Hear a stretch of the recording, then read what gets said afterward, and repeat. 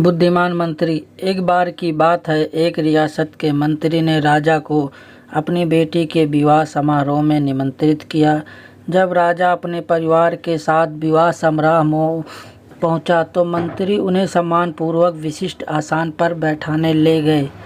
तो मंत्री यह देखकर बहुत लज्जित हुआ कि एक सफाई कर्मी वहां बैठा हुआ था।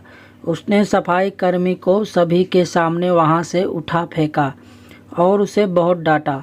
सफाई कर्मी ने बहुत अपमानित महसूस किया और बदला लेने की योजना बनाने लगा।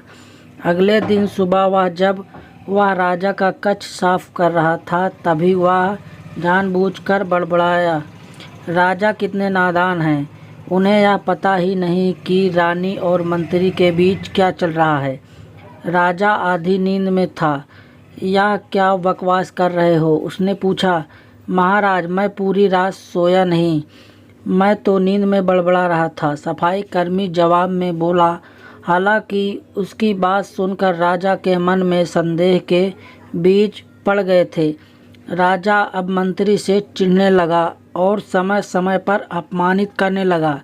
एक दिन तो उसने द्वारपाल से यह तक कह दिया वे मंत्री को महल में घुसने न दें। मंत्री राजा के व्यवहार से बहुत चकित था, लेकिन वह कुछ विचार करने के बाद उसे समझ में आ गया कि सफाई कर्मी ही इसके लिए जिम्मेदार हो सकता है। मैंने उसका अपमान किया था और उसी का उसने बदला लिया है।